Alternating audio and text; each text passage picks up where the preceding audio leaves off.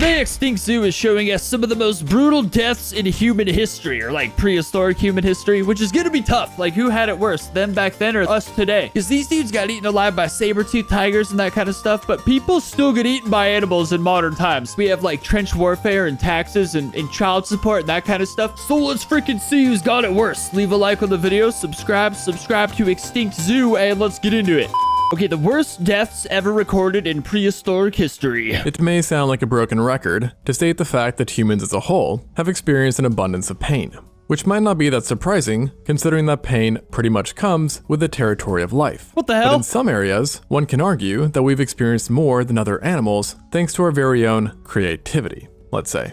And this problem of suffering and misery is not just exclusive to we modern humans, but rather extends to all humans. Look at this guy. All species that belong to the genus Homo, who have sadly been lost along the way. We truly are the zestiest looking generation. Look at these freaking prehistoric chads all lined up next to him, and then we got freaking, I don't know, Twinkerbell up there in the corner. And while no one can fully agree on the amount, it appears that the number of Homo species to have ever existed sits at around 14, all of who, minus us, have popped up and then disappeared within the last 2.8 million years or so.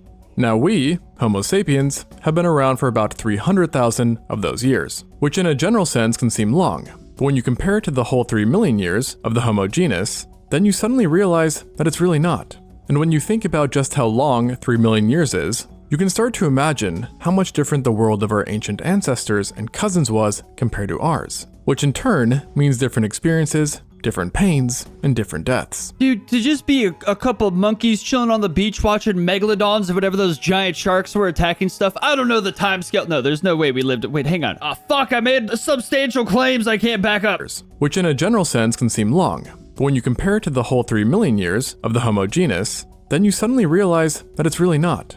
And when you think about just how long 3 million years is, you can start to imagine how much different the world of our ancient ancestors and cousins was compared to ours, which in turn means different experiences, different pains, and different deaths, some of which can literally not be recreated today. And not just because what killed them no longer exists, but sometimes because they involve unbreakable achievements, as seen with this first specimen, who is for now the oldest known murder victim ever.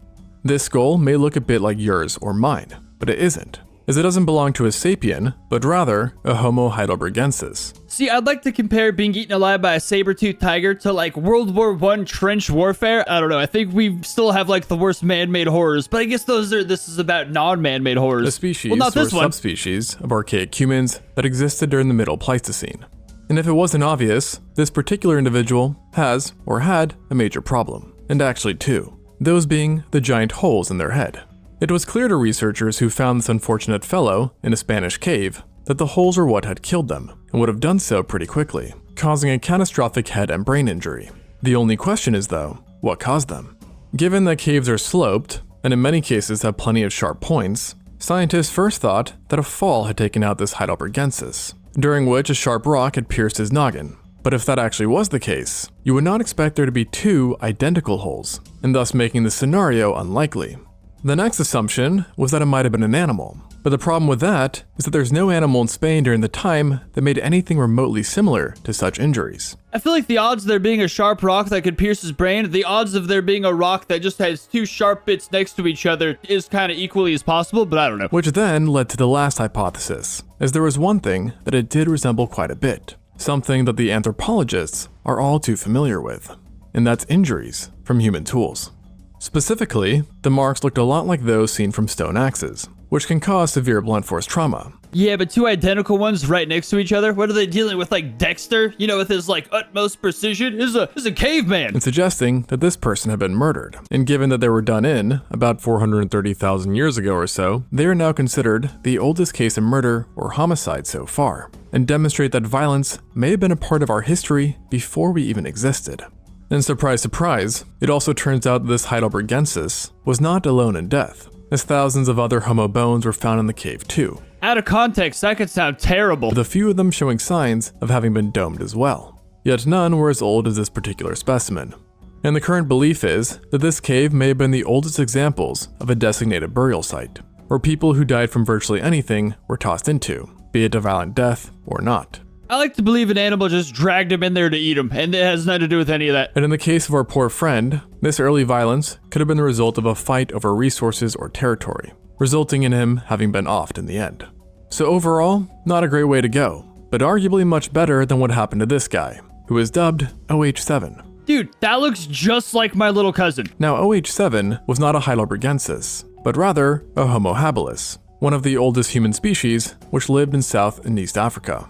And in addition to being one of the oldest, they were also one of the smallest humans ever. Look at these bunch of butt-naked hairy dudes. That's most of Earth's history, or most of our history, I suppose. It's just hilarious to me. Only being around 4 feet or 1.2 meters tall, resulting in them being very, very fragile and making life challenging for them from the get-go. But in the case of OH7, life, or rather death, wasn't just challenging, it was downright unfair. And is another case of a death that is no longer possible. And not because he holds any first-time achievements, but instead because he was killed by something or some things which no longer exist, extinct animals. This individual in life would have lived in an ancient wetland area. Wow. Imagine being the first guy killed by direwolves in like hundreds of thousands. I don't know when they went extinct necessarily, but now that we're de-extincting animals, we will get these deaths back, hopefully, eventually at some point, you know what I mean? I guess not hopefully, but... a variety of predators thrived. And it seems that one day, while out for a drink, he was attacked by one of the worst things you could possibly run into. A crocodile, and a giant one at that. And not just any old giant crocodile, but rather the largest true crocodile species to have ever lived. Holy mother of God. Thorbjornarsoni, a now extinct species which could crack 7.6 meters or 25 feet in length while weighing over 2 tons. So in other words, a very unfair matchup for our little ancient relative. Based on the remains, it appears that the crocodile had ambushed OH7, who had managed to quickly turn away, but was caught at the last second. Using peak gameplay footage right here. I freaking love this game. As his left leg bore massive puncture marks. There were also parts of his leg that were completely missing, implying that it had been torn clean off in the attack, which in a hot, mucky wetland was basically a death sentence, even if you didn't bleed out. And yet, Mother Nature still deemed this not to be punishment enough. As in one of the rarest cases known, it seems that he was then attacked by a second, completely different predator, a feline. Specifically, a leopard-sized one. Now, this doesn't necessarily mean that it was definitely a leopard that made up the tag team duo, but whatever did attack him, attacked the back of his head, leaving long grooves in his parietal bone, which does align with a leopard's hunting strategy, or at least a closely related Panthera species. And just if it wasn't clear, OH7 unfortunately died, as both marks on his head and leg showed absolutely no signs of healing. We don't know if it's unfortunately. He might have been a terrible person. We don't know the kind of life he lived. Now, I will say, it is technically possible that he died first from the crocodile attack and then got picked apart by a feline, but because the croc only took one leg, and because the damage from the feline was in a spot that is associated with predatory behavior, some think it really was a dual attack. And it's hypothesized that after getting attacked by the croc, he may have turned to face it while trying to fight back, leaving his back wide open to a nearby feline, and thus spelling his doom. And for what it's worth, even today, on multiple occasions, crocs and felines have been observed fighting over an animal. However, thankfully, the animals involved today do not include an extinct feline and a massive, never-again-seen sized crocodile. So this death surely must have sucked. But remember, it's not always the violent demises that are the most painful. Take Exhibit A, for example. This is KNMER 1808. A 1.7 million-year-old Homo erectus from Kenya, who had a troubled history with A. Not the letter, but the vitamin, vitamin A, which while being an essential vitamin, can be harmful in large amounts. And too much of it is what apparently killed our Homo erectus friend over 1 million years ago. And trust me, that's not a good way to go.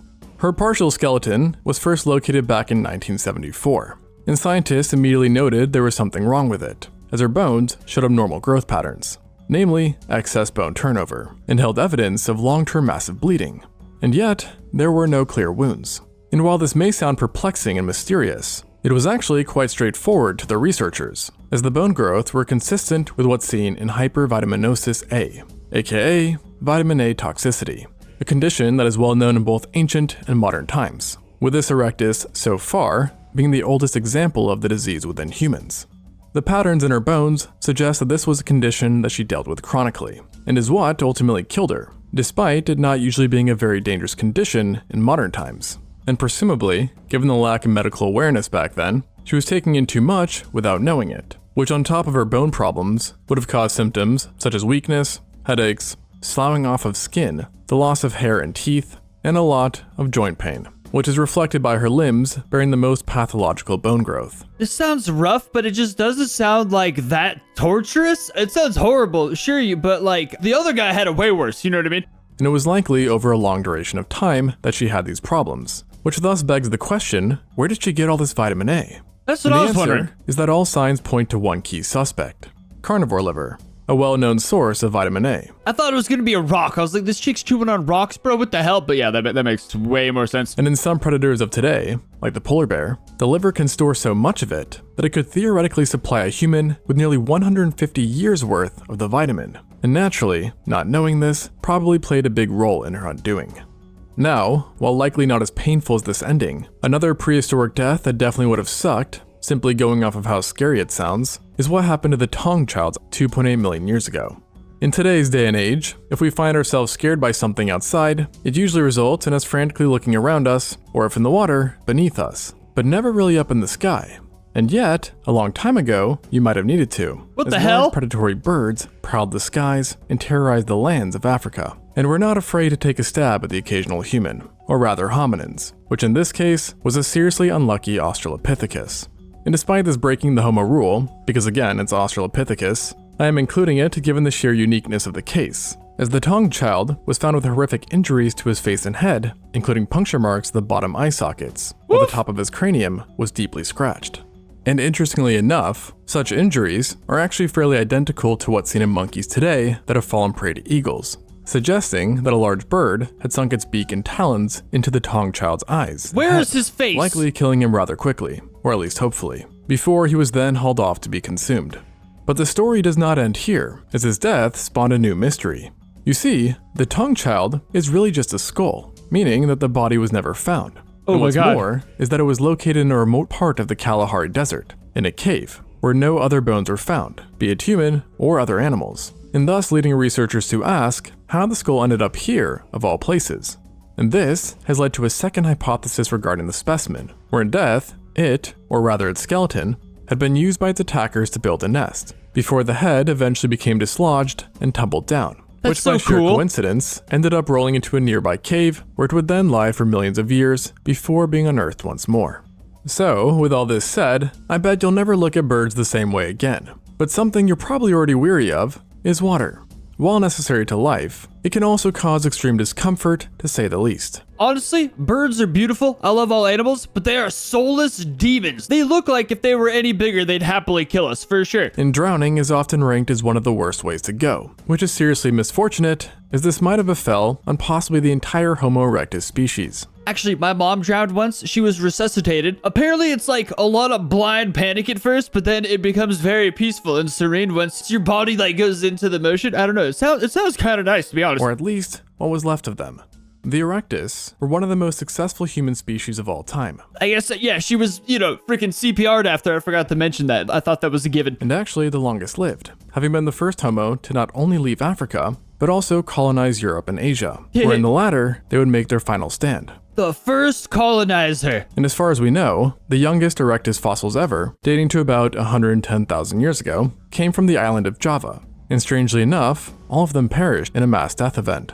To be exact, nearly 100 years ago, a research team on the island stumbled upon a graveyard of over a dozen erectus specimens, who were all adults and were mangled together in one spot. And given the lack of evidence for disease, physical wounds, or old age, it was presumed that they all had died at the same time from one thing. But the question is, what exactly could have done it?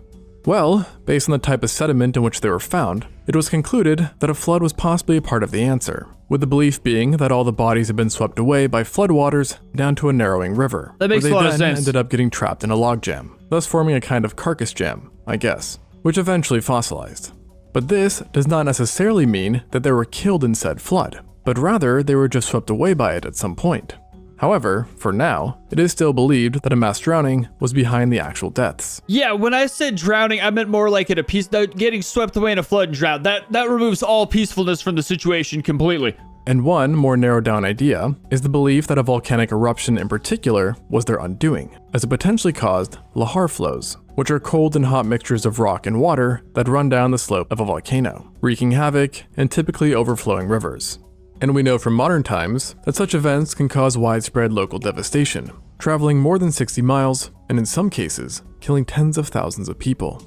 And if a volcanic lahar really was the perpetrator in killing the last erectus, then it would be one of the only fossils that we know of that truly shows an extinction event in process. Though it should be mentioned that volcanic eruptions or mass flooding were not the reason why erectus died out in general, with the main belief being that in Java, the last populations started to wither after its woodland biome started to change into a rainforest. Additionally, it is of course possible, and even probable, that younger remains of erectus are out there too. It's just that for now, these fossils represent the final known members, making the whole thing just that much more tragic, yet also poetic. Unfortunately, there's nothing poetic with this next case though, which was just brutal, as it involves one of the worst animals to be taken out by, a hyena, who are known to eat their victims alive and utilize horrific bite and pull methods, which rip away chunks of meat from the victim. Very painful, to say the least. And the hyenas I'm talking about weren't just some modern ones that you'd find on a safari, but rather a now extinct giant one, the Pachycrocuta, who is among the largest hyenas to ever live, with adults sometimes breaking 150 kilograms or 330 pounds. To be honest, if I'm gonna be eaten by hyenas, I'd way rather be that one. I feel like it'd kill me way quicker than the little ones. Making them rivals to lionesses when it comes to size.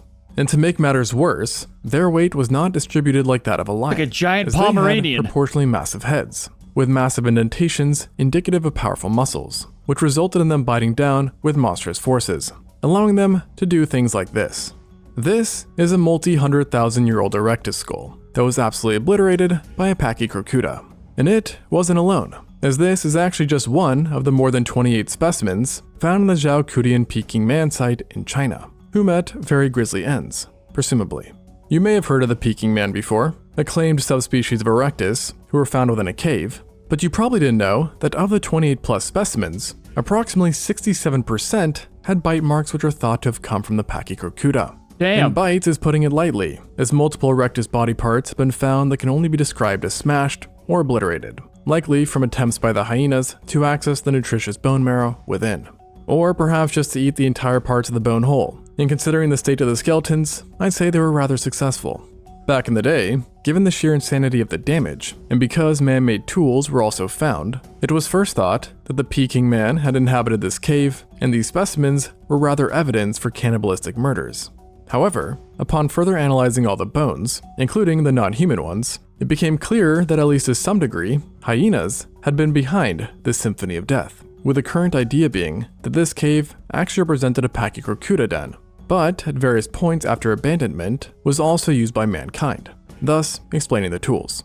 And besides showcasing just how horrifying hyena attacks were, the site has also served as a reminder not to take our apex predator status for granted. I like to believe the cavemen had those prehistoric hyenas as pets, and they would basically feed them the scraps of their enemies. That'd be sweet. Because while erectus were major predators for many animals, and even contested with carnivores, it seems that in prehistoric China, they were still not at the top of the totem pole, with that spot going to our giant hyenas. Which especially seems to be the case when considering that many human bones have been found with Pachycrocuta damage, while the opposite cannot be said.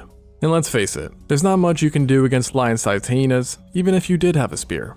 And for what it's worth, there's also the hypothesis that hyenas themselves were for a long time the literal reason why humans were not able to expand into certain areas. Wow. And even beyond the Pachycrocuta, we know many instances where a hyena took a nip out of a human, including in modern times, as they are sometimes known to become man-eaters. So that's all to say, it really makes me grateful that we at least do not have to worry about giant ones. Man, fighting a giant hyena is one thing, but fighting a giant hyena with your dick out? Good God, that's just like next level bravery. I couldn't do it. And something else you no longer have to worry about is not having a toothbrush. Now that probably doesn't seem like a big deal, but tell that to the Turkana or KNMWT 15,000, another Homo erectus specimen, as they just really didn't seem to be able to catch a break. What's going on But here? unlike the Peking Man, this specimen did not live in Asia, but rather in Kenya. And he lived much earlier too, with his bones dating back to between 1.6 and 1.5 million years ago. At the time, the erectus had already invented some pretty nifty tools, and might have even had control of fire, or at least partially. Yet, what they did not seem to have unlocked just yet was good dental hygiene, as the Turkana did not have any major catastrophic wounds, but instead, an interesting pathology in his mouth. To be precise, he showed signs of having formed a nasty abscess after his milk teeth had fallen out and his molars and premolars had come in awkwardly, resulting in the two teeth colliding and damaging the tissues, which ultimately gave way to infection and an abscess that never healed, highly implying that he died from it, and at a young age, as the fallen teeth were baby teeth, and it's thought that he succumbed around the age of 8 or 9. And based on what we know about present-day tooth infections, it's thought that septicemia is likely what did him in, a nasty condition that occurs when bacteria or their toxins cause blood poisoning, aka sepsis, which even today is quite challenging to treat, and back then was almost certainly a death sentence. They just showed Dr. Mantis Toboggan from Always Sunny in Philadelphia. Mantis Toboggan! It's the last... As it was in his case as well. Based on the location of where he was found, it's presumed that at some point during his sickness, he fell face first while traversing swampy land, unable to get up due to being already weakened by his ailment, and then ultimately died floating face down in swampy waters. And sometimes it really does seem like the universe has it out for certain people. What a as way to he go. Couldn't even die in peace, with some researchers believing that not so long after his death, a herd of animals trampled his body into the muddy swamp floor, enough for it to get fossilized.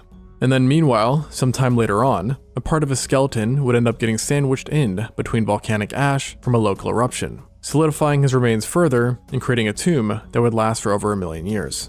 And according to some researchers, all these woes were not even the end of the list, as once upon a time, it was thought that the Turkana boy suffered from a congenital condition such as dwarfism or scoliosis, as his ribs seemed to be out of place relative to his spine.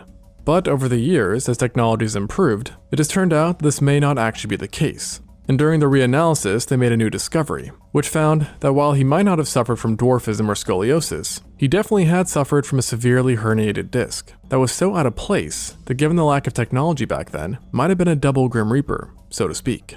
In other words, if his mouth infection didn't get him, then his herniated disc would have, Not causing Mr. him to have very Leahy. little mobility and in no condition to fight off any sort of predator. Okay, these are the most chadliest looking early man renditions I've ever seen in my life, dude. These are like glorious. Like, this guy's freaking squared off with the bare load, and like he's gonna lose, obviously, but he's freaking... This is tremendous artwork right Which here. all just goes to make you realize that a lot of first world ailments today used to be death sentences back then. Talk about an eye-opener. Thanks for watching, and until next time, on Extinct Zoo. That's the fun thing about really expensive healthcare, though, is a lot of these very treatable modern things actually will still kill you. Honestly, these are all pretty terrible, but I don't know, man. There's people get eaten by animals in South America still. I saw a dude get eaten by a gator on like Reddit like last month. Like it happens very frequently still. These seem pretty bad, and the possibilities of these eras seem horrible, but still, like having to pay child support until you lose your home, and then, I don't know, getting diddled to death in a prison cell in like LA County. There's many horrible things that can happen still in modern day, so I guess it's not much better. Either way, though, thanks for watching. Leave a like on the video, subscribe, check out Extinct Zoo, obviously, because they make tons of these awesome freaking videos. And yes, I'll see you next time.